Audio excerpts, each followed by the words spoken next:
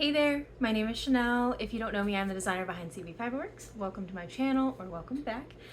So today is episode 2 of the Design With Me series, and it's a fun one.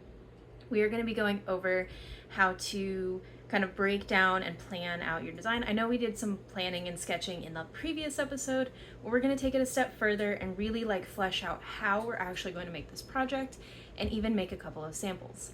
So I won't talk too long. Let's get right into it. All right, so last episode we did a sketch, and off camera I did a cleaner version just to kind of keep me inspired as we move throughout this project. And like I said in the intro, now we are going to take this project step by step and figure out how exactly we're going to crochet each part. So what I like to do is break it down into pieces, and you can actually start from either direction, whether you're going to be working from the tail up to the head or from the head down to the tail. There's all different kinds of ways and methods that you can start a project, and none of them are wrong. It just depends on your personal style, what you typically find easier to do. I always like to start with the head because I feel like that one, if you can get the head going, then you can work out the body proportions better, but that's just how I design.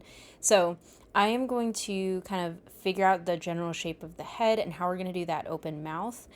And then we'll look at the other pieces of the body, which are a little bit simpler, the neck frill thing aside. My first idea for the mouth would be to make a flat circle and fold it in half.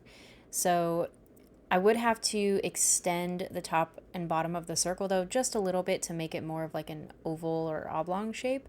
And that would make the snout look a little bit longer than if I just left it as a circle. So the only way that I can think of off the top of my head to continue the head shape would be to do short rows to start the upper and lower jaw and then connect them into the rest of the head. This will make more sense once I start crocheting. But moving on, the body and tail section will be relatively easy because it's just different shapes or different tubes, widening and then decreasing down to the tail. So I'm not really all that worried about actually doing the body. And then the same thing with the legs. They're just going to be little open-ended tube shapes. That'll keep those fairly simple. So mainly it is the head with the open mouth and then the neck frills that I am going to kind of brainstorm. And if I have time for it in this video, I will include my brainstorming for the neck frills, but that may have to wait till next time depending on how long it takes me to figure out the head. Alright, so I have a pretty good idea of how I'm going to start crocheting this, so now I'm going to make a prototype or a sample. And I don't want to use my good yarn for that, mostly because I don't have a lot of it, and if I have to frog it, I don't want to mess up the yarn if I have to frog it a bunch. So I always make my prototypes out of kind of scrap yarn that I have, or yarn that I have a lot of. I actually happen to have quite a bit of this random acrylic that I got from somewhere, so I will be using that to make my sample. And this is just a test piece to see if I like how everything fits together, the shape, and things like that. So it's also important to note that you don't have to make your entire project. A sample can just be pieces if you're just going to test out things that you're not quite sure of. So for the purposes of this little sample that I'm making, it's just going to be an experiment with the head. And then, like I said, if I have time, with the neck frills. And one more thing I almost forgot to include, definitely write down everything you're doing. Even if the first couple of experiments don't work out, I recommend writing everything down because you never know when you'll return back to an old idea or merge ideas. There have been times when I will get halfway through a project and I liked the shaping for the first, 15 rows, and then I had to rip back a couple and kind of alter it. So it's so much easier to write the pattern later if you take really good notes. Make sure you write down every single row. You can use any kind of shorthand that you want as long as you can understand what you're writing and you'll be able to read it later.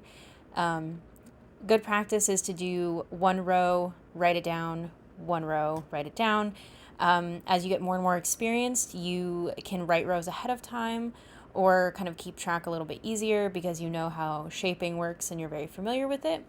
But it's always good to just be in the habit of writing everything you're doing and even notes that you think of while you're writing. So for instance, if you're trying to do attachments or something like that, and placing a stitch marker there would be a good guide. Write a little note by the row, hey, add a stitch marker on the fifth stitch or something like that. Like whatever is going to be easier to remember later on when you're making the final version and when you're trying to make it recreatable for other people. So here's the oval shape I kind of came up with for the mouth, and I like it so far. I think it'll be okay. But now we're going to make the upper and lower jaws to connect to it and then finally connect to the head. So I'm using the purple color for the upper and lower jaw, and I decided to go with kind of a half circle shape. So I'm doing a magic ring of 3, and then I'm going to do just flat back and forth rows to increase it. And the idea is that this is going to form the lower, I'm doing the lower jaw first. So once I think it matches the same width as the mouthpiece, I'm going to hold it up and then see if it'll fit along the edge. So the very tip, that magic ring of 3 would go on the corner, like where the tip of the mouth would be. And then I'm thinking crocheting them together will probably be the easiest method of joining. I think doing sewing would be a little bit extra. So I'm going to try that real quick, and then I'm going to whip up the upper jaw and see how it looks. Okay, so I've made the upper jaw and connected both it and the lower jaw to the mouth, and now I'm going around to connect both pieces into one to make the rest of the head. And so far, I think it's okay. I feel like the jaw connection could be better. I know you don't have a great angle of it in this particular shot. I'll have to switch. After working a couple more rows, and I popped in some safety eyes. They're not like, but they don't have the backs on them because I don't want to waste them on a sample. But this is like my little practice piece, and it's okay, but I want the jaw to connect better. I don't like that gap being there. He looks super derpy, honestly. It looks like a little fish head, but like not in a, I don't know, in a super derpy way. That's the best way I could describe it. So I don't hate it. Not a bad first attempt, but definitely not what I'm looking for. So I think I'm going to try again. Okay, it's the next day. I had to take a break. My hands were starting to cramp. So aside from that first sample, I made this second one, and I hate this one.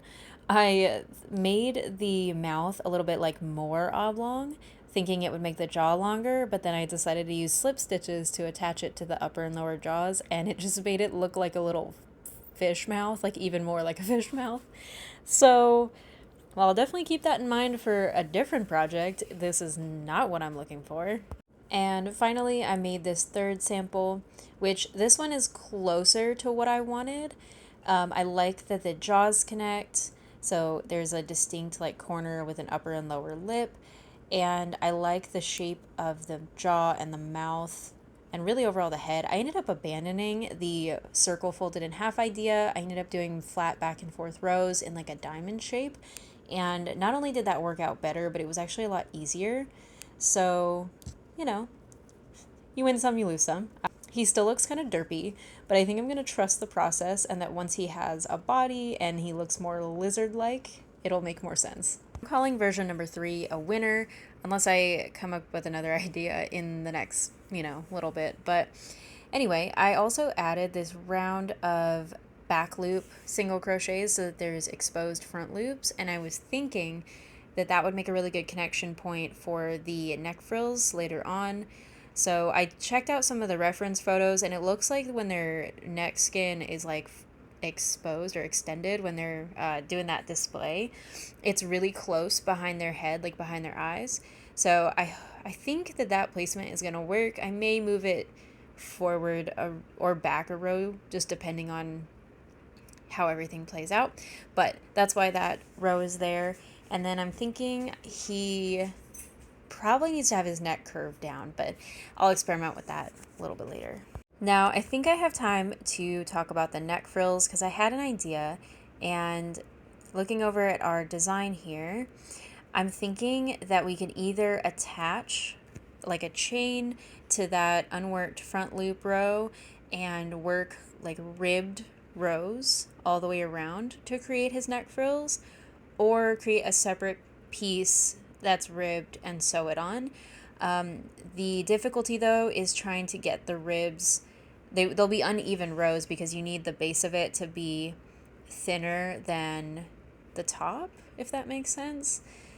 So here was my first experimental idea where I was doing these chained rows of like double crochet down to half double down to single crochet and then slip stitches. And so far, I think I like it. It does kind of curve up and cinch in the middle, but I think that probably won't be an issue once it's like sewn on. Um, like I said, for a first kind of just random take at this, I think this version might work out. It might need some kind of support on the back with wire spokes to fold up and down. I am kind of concerned about it folding down properly, but I think that means I'm going to have to make a sample that'll fit on our little sample lizard head. So I'm going to whip that up real quick and show you what it looks like. So this is my second little sample of the neck frills, and I did actually change something with the first one. I was just doing all back loops, so there's definitely like a front side and a back side, but I think that's what was causing this like curling. I ended up doing just like alternating front and back loops on the second one, and it works so much better, and I really, really like the overall look of it. And I'm debating about whether or not I want them to like come together in a full circle, but I think having them separate kind of fits better. This might be a winner. I was actually really worried that the neck frills would be very hard to design, and while I'm not positive that this is going to go over perfectly well with what's in my head, but I think this is a really, really good start, and I think it'll fold back if we give it some support with wire on the other side. But yeah, I'm really happy with this. So if you enjoyed this video, make sure to give it a thumbs up and make sure you're subscribed so you don't miss the next episode where we will take this design a little bit further. I'll see you next time. Have a great day.